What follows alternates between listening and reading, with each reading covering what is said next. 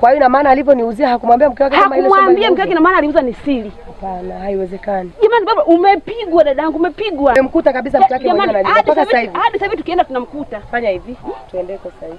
Dada hamna, tutaenda. Hapana, unaweza kaenda sasa hivi akaja kesho. Twende sasa hivi. Mguu kwa mguu. Sawa, twende. Wakati wako ni sasa, wakubadilika.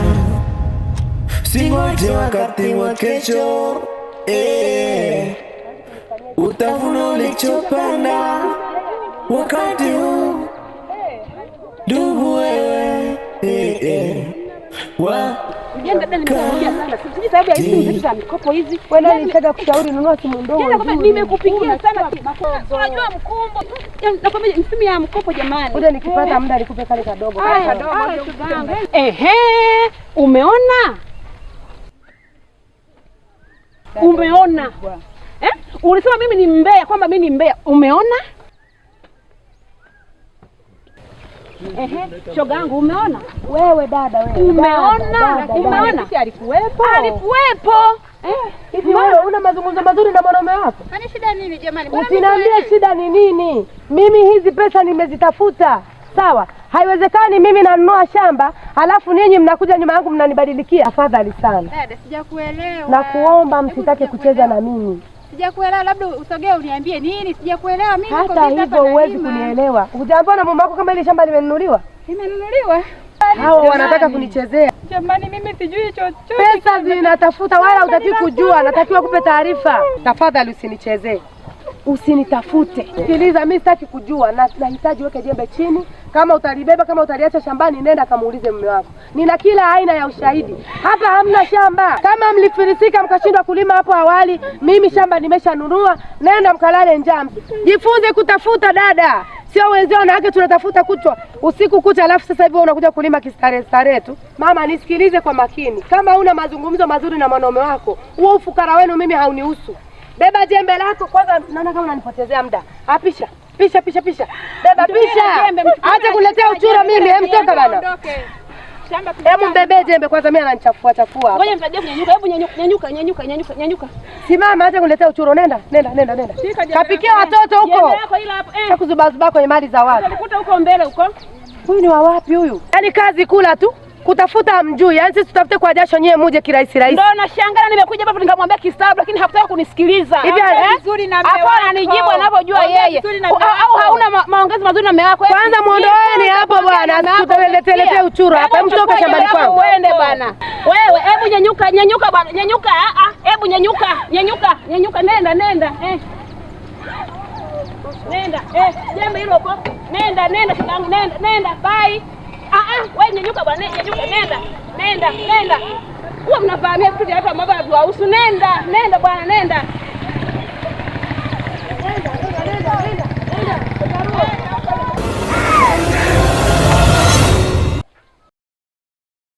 Mwanamke mbona atokei? Au ameenda jumla ndani? Bado uko hapo. Wewe Mapendo. Mume wangu.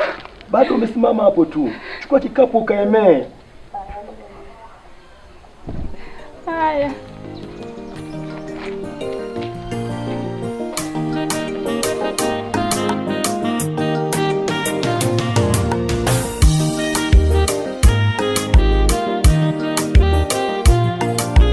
Rudi hapa. Asante sana mama. Barikiwa sana.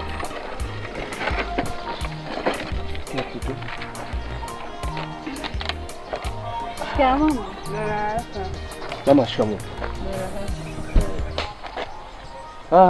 Mama bwana asifiwe. Amina. Kwa majina naitwa Pastor Yeremia. Siku hii ya leo ni siku njema ambayo Bwana Mungu wetu ameweza kutuagiza kwako.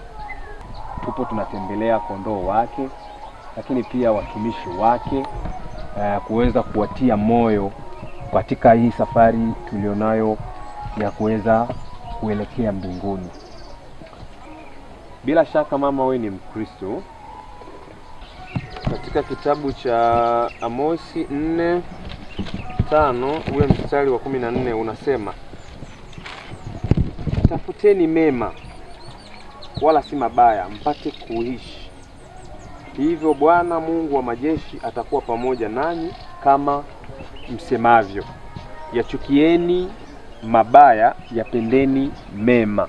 Sio, unanisikia vizuri mamangu? Linasema tafuteni mema. Neno la Mungu linasema tutafute mema, kisha tuyachukie yaliyo mabaya, na Mungu atatufanya tupate kuishi kama tusemavyo. Hilo ni neno la Mungu linasema katika kitabu cha Amosi 4:5 ule mstari wa 14. So, cha Amosi 4 mstari wa 14. Alafu anaendeleza mpaka 15, anasema yachukieni mabaya, yapendeni mema, mkaithibitishe haki langoni. Yaani uchukie mabaya, uyapende mema, alafu ukaithibitishe haki yake mlangoni. Naona yamkini kwamba Bwana Mungu wa majeshi atawafanyia fadhili mabaki ya Yusufu. Mama yangu, ni kuombe sana. Dunia hii ya sasa na hizi nyakati tulizopo ni za hatari sana.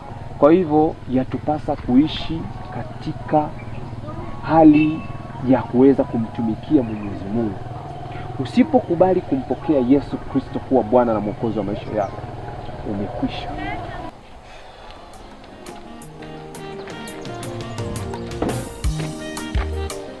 Mama Pendo. Mama Pendo. Wai mama, twende tukamwone mchungaji.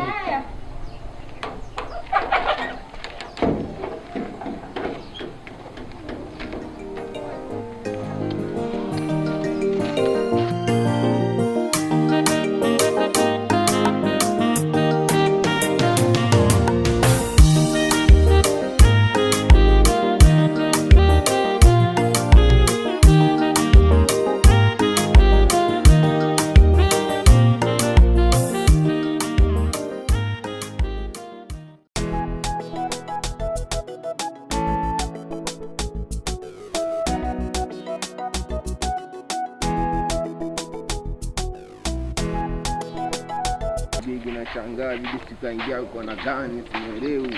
Bigi na hisi kaokoka kabisa. Kaokoka bigi yake au sio? Maisha yataenda kule.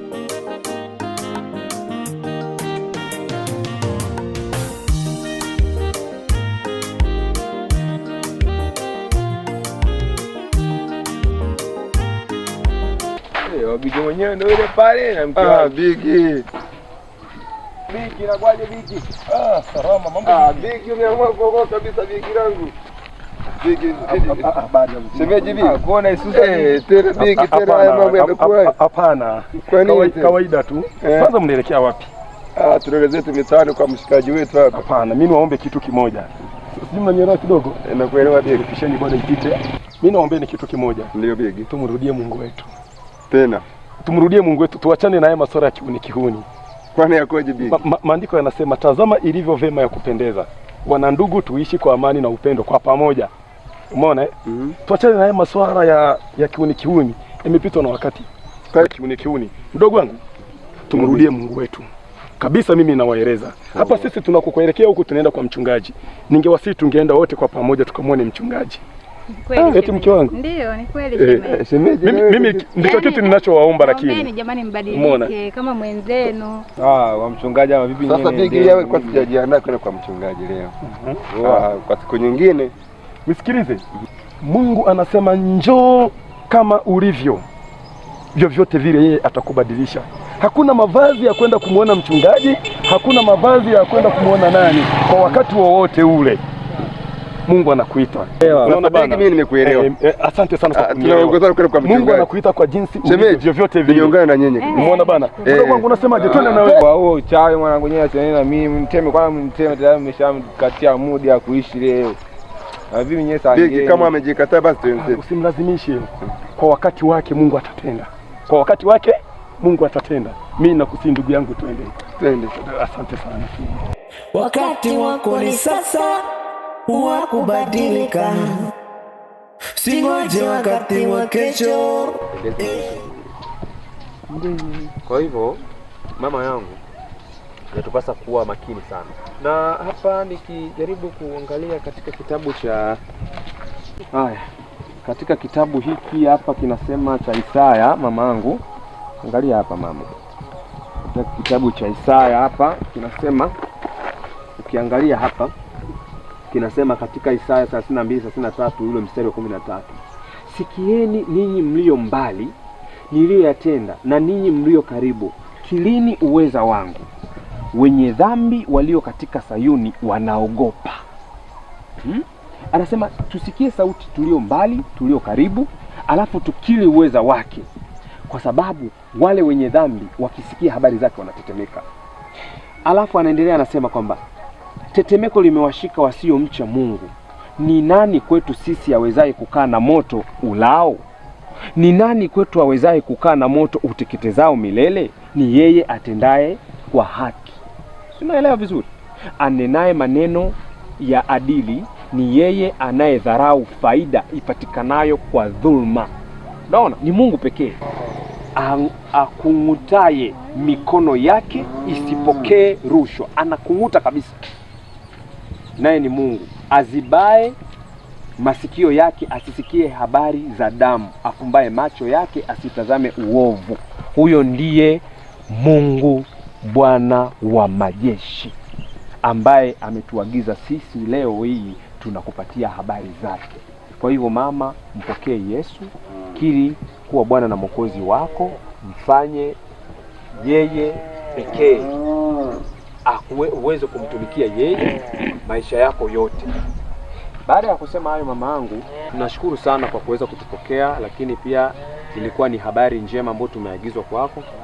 Hiyo ni wasaa wengine tupate ombi ili kusudi tukawatembelee na wengine ndugu walioweza kuanguka kidogo, tukazidi kuwatia moyo.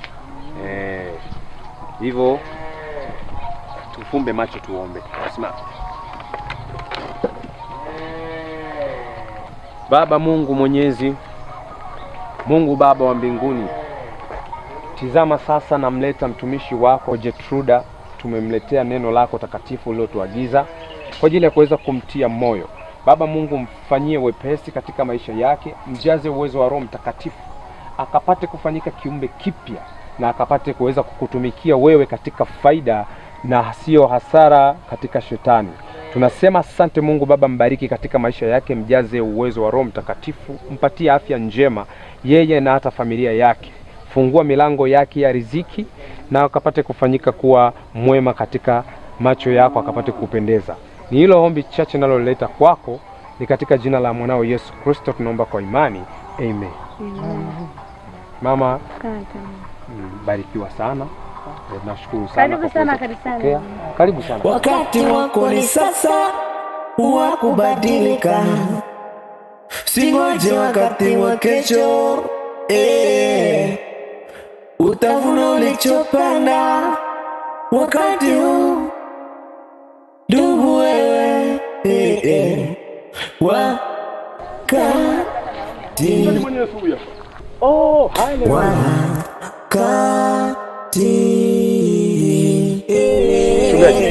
Habari ya mzee? Ni njema kabisa. Kwema? Kwema kabisa. Habari za nyumbani binti yangu? Salama. Hujambo? Mchungaji, huu mguu ulikuwa kwako. Bila shaka hata mimi tulikuwa tunakuja kwako. Mimi sasa kwa sababu tumekutana bado hatujafika mbali na mazingira ya nyumbani. Mimi ningeomba kwamba turudi nyumbani. Amina. Karibuni sana. Mama mchungaji, karibu sana. Karibu twendeni nyumbani jamani. Karibuni sana. Twendeni nyumbani mchungaji.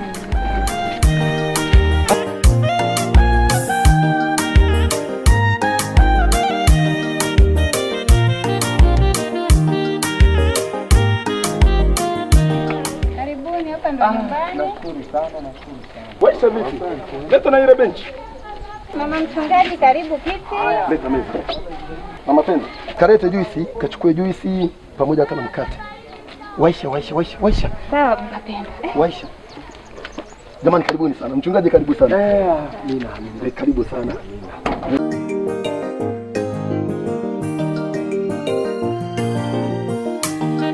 Nashukuru sana. Karibu sana Bwana Steven. Karibu sana Steven. Ndugu unaitwa nani? Mimi naitwa Mbezi. Naitwa Mbezi. Ndio. Mbezi ni jina la kiasili eh? Sio la asili, la kawaida tu. Ni la kawaida. Okay. Mbezi. Na jina lako la ubatizo, wewe ni Muislamu ama ni Mkristo? Samani lakini. Kifupi sina dini. Una dini? Ndiyo. Oh, haleluya.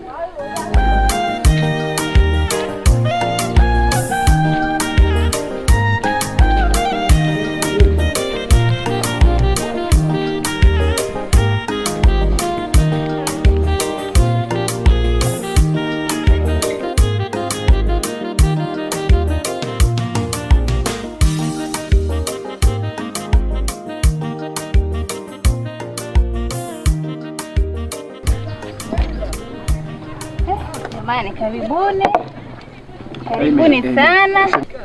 Karibu mchungaji.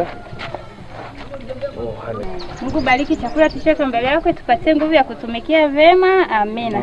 Karibuni jamani chakula. Karibu sana. Karibu, mjisikie mko nyumbani jamani.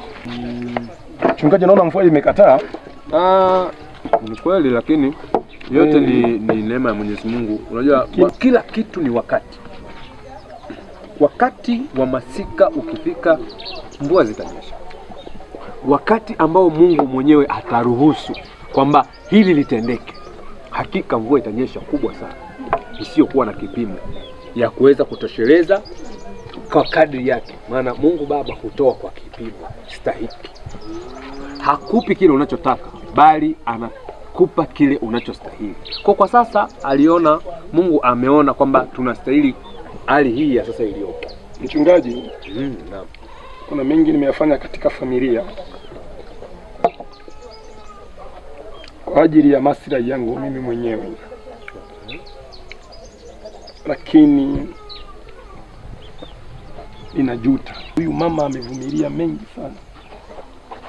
Mashamba nimeuza, yaliyobaki nikakodisha, mpaka najiona mkosefu sehemu kubwa sana kwa Mungu wangu, mpaka na familia nayoishi nayo. Kwanza pole sana. Asante Bwana Steven, pole sana. Nikwambie kitu Bwana Steven, ujue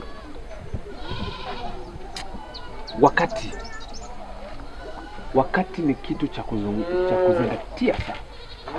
Yaani tunaamini katika wakati tuliopo, yaani hatujui wakati ule unaokuja. Mara nyingi tumekuwa tukiishi katika wakati huu, tukiyafanya yale ambayo tunayaona kwamba sisi yanapendeza machoni petu ama yanatufaa katika mioyo yetu, lakini hatuzingatii na kujua wakati. Ulijiona kwamba wewe ni bora na upo sahihi kwenye kila kitu, lakini haukuweza kuutambua ule wakati unaokuja. Kwa umeweza kulitambua hilo, basi na ukaamua kuichagua njia ya kuweza kumpokea Bwana Yesu kuwa Bwana na Mwokozi wa maisha yako, basi amini kila kitu kinaenda kuwa kipya na kitaanza upya. Kitabu cha Isaya 32:33 ule mstari wa 13 unasema, sikieni ninyi mlio mbali niliyoyatenda, na ninyi mlio karibu kirini uweza wangu. Sauti ya Mungu inasema, ilimwambia Isaya, ikamwambia kwamba sikieni ninyi mlio mbali niliyoyatenda, kirini uwezo wangu, na ninyi mlio karibu. No. Unaelewa vizuri hapo? Mchungaji, nimekuelewa. Sasa Bwana Steven, njia uliyochagua ya kuweza kumtumikia Mwenyezi Mungu ni njia sahihi.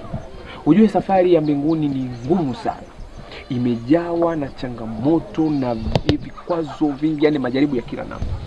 Ila kwa yeye tu Yesu kwa kuweza kumpokea, atakutia nguvu na moyo na utaweza kushinda kila jaribu ambalo unakutana nalo. Na kushukuru sana kwa kuweza pia kumleta Bwana Mbezi. Ningependa mimi, sipendi nikuite Mbezi. Napenda mpaka sasa nikupe jina. Nitakuita Daniel. Daniel. Hivyo Bwana Daniel, utafatisha maneno haya Bwana Daniel. Kama tusimame kidogo. Mungu Baba, Mungu Mwenyezi, ninakushukuru, ninasema asante. Asante kwa ajili ya pendo lako. Asante kwa kila wakati ambapo umeweza kuwa nami. Asante kwa kila namna ambapo unazidi kuweza kupigania. Tizama sasa, hii imekuwa ni siku iliyopendeza, hata nilipoamua kuweza kuwatembelea hao kondoo wako. Bwana Mungu, umeweza kutuongoza vyema, tumeweza kukutana, na katika hii siku ya leo imekuwa ni siku takatifu. Ameongezeka na mwingine pia ambaye ameweza kukubali na kuweza kupokea wewe, kukiri wewe Bwana na Mwokozi wa maisha yake. Wajaze uwezo wa Roho Mtakatifu ili wakapate kutumikia wewe katika kweli ambayo ikupendezayo katika macho yako. Ni hilo ombi chache nalileta kwako kupitia jina la mwanao Yesu Kristo, nikiomba kwa imani. Wote tuseme amen. Amen. Bwana, sasa sisi kwa kweli sio wakaaji sana. Tunashukuru kwa ajili ya huduma ambao mmeweza kutupatia, lakini pia tunashukuru kwa muda ambao mmeweza kutupokea hapa na kuweza kukubali kuyasikiliza. Bwana Steve na Bwana Danieli, tuzingatie sana wakati. Wakati ni kitu cha kuweza kuchunga sana na kuweza kuwa nacho katika, yani kuwa nacho makini sana, kwa sababu wakati ndio unaamua kwamba kipi kibaya na kipi kizuri. Ila usipozingatia wakati, basi hakika una uwezo ukajikuta upo katika wakati mbaya. Sawa? Karibu sana kanisa. Karibu sana. Kuambia kwamba tunaondoka na tunaenda kwa ajili ya kuweza kutoa huduma, sio hapa Tanzania, tupo kidogo tunaenda nje ya nchi sasa. Tunaelekea hapo Burundi kwa ajili ya kuweza kutoa huduma. Kwa tutakutana panapo majaliwa ya Mwenyezi Mungu. Mungu awatie nguvu. Amina. Wajaze Roho Mtakatifu. Msiache kusali kila saa na wakati. Kumbukeni kila wakati kumtanguliza Mungu kwenye kila jambo. Sawa, hakika mtayaona matunda. Asante. Barikiwa. Asante.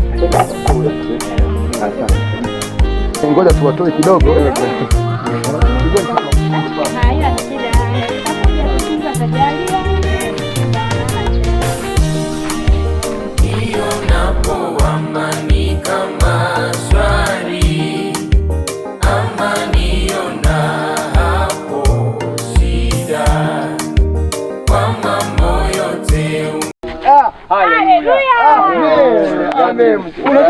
Huku unaona bwana, Danieli ana sauti nzuri. Ndio mtu kuna itumia ovyo ovyo. Kijana vipi? Mchungaji. Najaribu kidogo. Bwana usiache. Na wewe nitawasiliana na mzee wangu wa kanisa kwa ajili wewe lazima uwe pale. Tena wewe utatakiwa uwe kiongozi kabisa pale. Wa kwaya. Na Bwana Steven. Kwa sauti nzuri sana. Barikiwe sana. Karibu sana. Kwaherini. Mbarikiwe sana. Basi salama. Asante. Bwana Daniel, barikiwa sana. Barikiwa sana. Barikiwa sana. Na barikiwa sana. Unategemea nini? Watinja unachokipanda sasa ndo katojovuna wakati ukifika. Wakati wako ni sasa wa kubadilika, singoje wakati wa kesho. Utavuna ulichopanda wakati huu, ndugu wewe.